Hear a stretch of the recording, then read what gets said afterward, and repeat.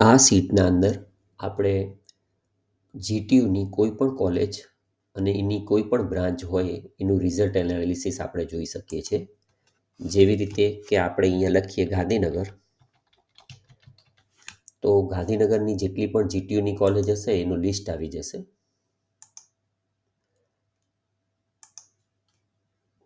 ગાંધીનગર અને એની કોઈ પણ બ્રાન્ચ હોય, જેવી રીતે કે આપણે ઇલેક્ટ્રિકલ લખીએ તો ઇલેક્ટ્રિકલ બ્રાન્ચ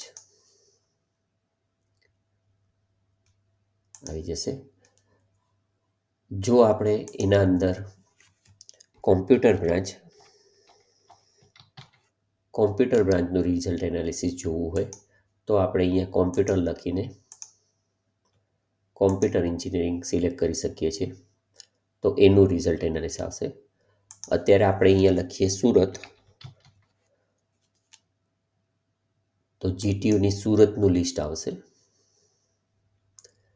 SS ગાંધી,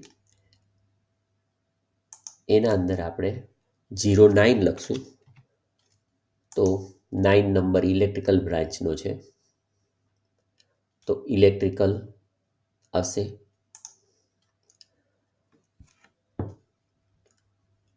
આ સીટના અંદર 102 ટર્મ સેકન્ડ સેમિસ્ટરના અંદર ઇલેક્ટ્રિકલ બ્રાન્ચનો કયો રેન્ક હતો, ટોટલ જીટીયુમાં ઇલેક્ટ્રિકલની કેટલી બ્રાન્ચો હતી, ઇલેક્ટ્રિકલ ડિપાર્ટમેન્ટ SS ગાંધીના અંદર ટોટલ સ્ટુડન્ટ્સે એક્ઝામ આપી હતી એનું ટોટલ બતાડશે, એમાંથી કેટલા પાસ થયા છે, કેટલા ફેલ થયા છે અને એનું પર્સન્ટેજ કેટલું છે. અહીંયા આપણે જોઈ શકીએ છીએ કે આ કોલેજનો એવરેજ રેન્ક આટલા ટર્મના અંદર જે આ સીટમાં દેખાડે છે 141 ફિફ્થ સેમિસ્ટર સુધીનું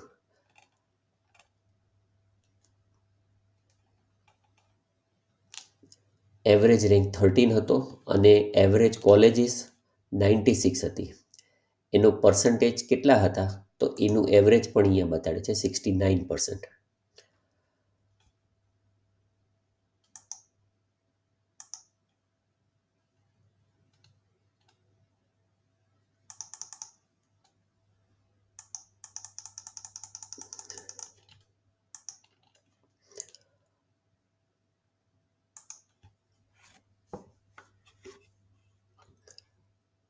આ આપણે જોઈ શકીએ છીએ કે SS ગાંધી ઇલેક્ટ્રિકલ ડિપાર્ટમેન્ટ એનું એવરેજ રેન્ક કેટલો હતો, આશરે કોલેજીસ કેટલી હતી અને એનું એવરેજ પર્સન્ટેજ કેટલા આવેલા છે.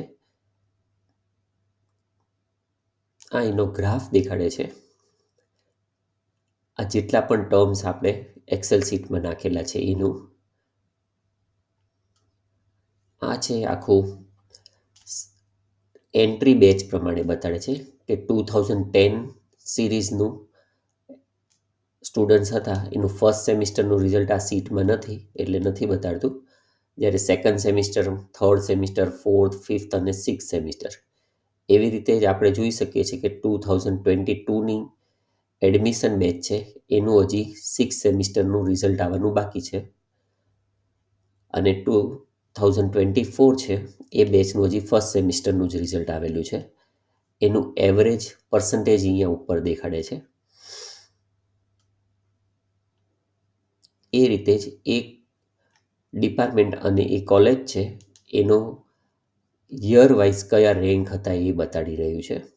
આના અંદર જે ડાર્ક ગ્રીન જે છે એ આ કોલેજના સારા રેન્ક આવેલા છે એ બતાડે છે.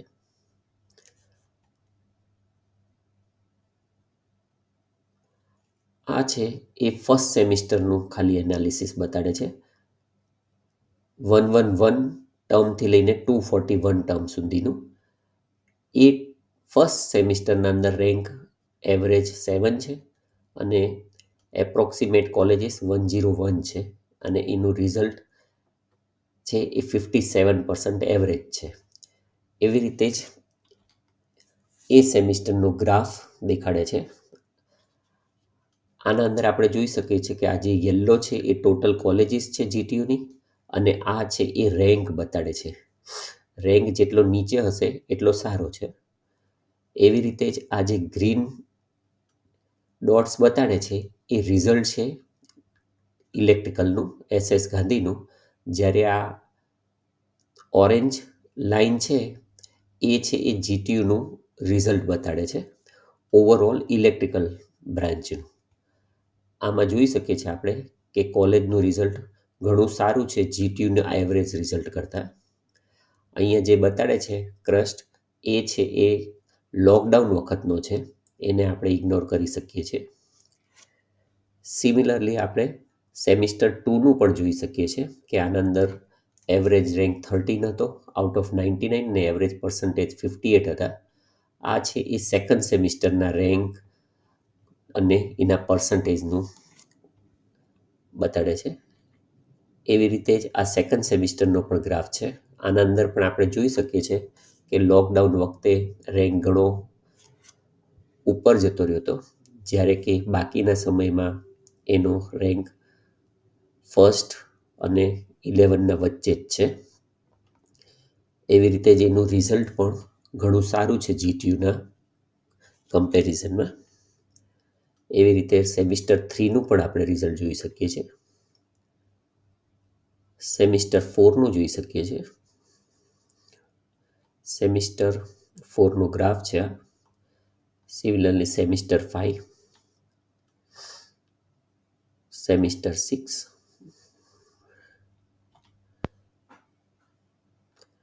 આ ગ્રાફ જોઈને આપણે એનાલિસિસ કરી શકીએ છીએ કે રિઝલ્ટ સારું છે કે ખરાબ છે અને GTUના એવરેજ રિઝલ્ટ કરતાં કેવું છે. આ છે એ સીટ બતાડે છે 2019ની બેચનું. એના અંદર ફર્સ્ટ, સેકન્ડ, થર્ડ, ફોર્થ ને ફિફ્થ 6 સેમિસ્ટર છે. એ સેમિસ્ટર છે એ 2019ની બેચનું છે, એટલે આપણે આના ઉપરથી પણ જોઈ શકીએ છીએ કે 2019ની બેચનું રિઝલ્ટ કેવું આવ્યું હતું, જે આપણને NBA માં કામ આવી શકે છે. આ એનો ગ્રાફ બતાડે છે. એવી રીતે 2020ની બેચનું પણ આપણે જોઈ શકીએ છીએ.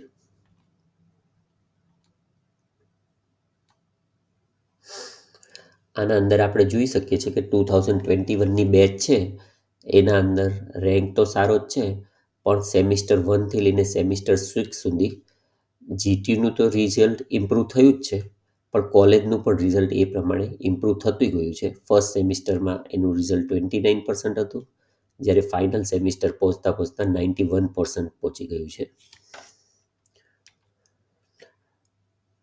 2022 બેચ છે એનું ફિફ્થ સેમિસ્ટર સુધીનું જ રિઝલ્ટ આવેલું છે, એટલે અહીંયા 5 સેમિસ્ટર જ બતાડી રહ્યા છે.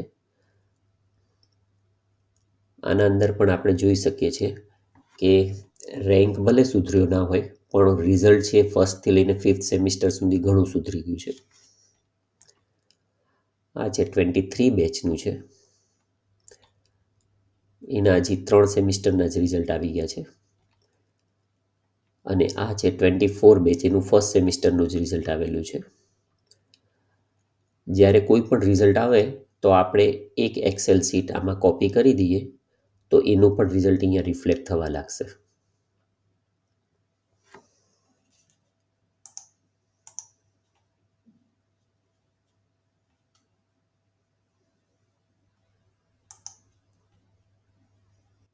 હવે આપણે જ્યારે કોલેજનું નામ ચેન્જ કરશું, જેવી રીતે કે જુનાગઢ,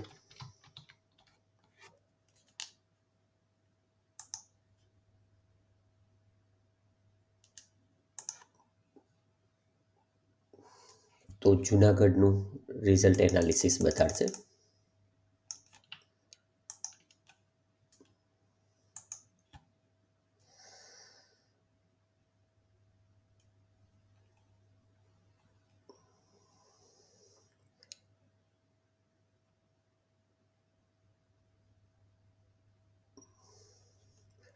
આના અંદર આપણે જોઈ શકીએ છીએ કે પહેલાં 2010થી લઈને 2015 સુધી એટલું રિઝલ્ટ સારું નહોતું આવતું, જ્યારે 2021થી લઈને 24ના અંદર ઘણા રેન્ક સારા છે.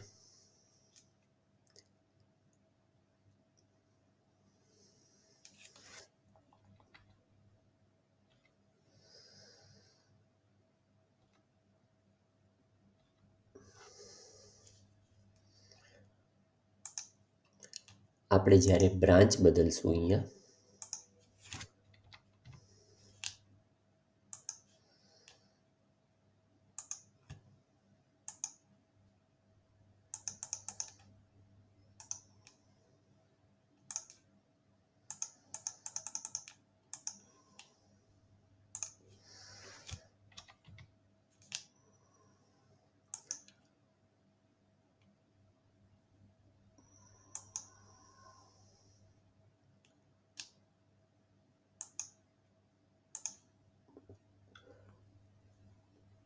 આ સીટના અંદર આપણે કોઈ પણ કોલેજ અને કોઈ પણ બ્રાન્ચનું રિઝલ્ટ એનાલિસિસ ચેક કરી શકીએ છીએ.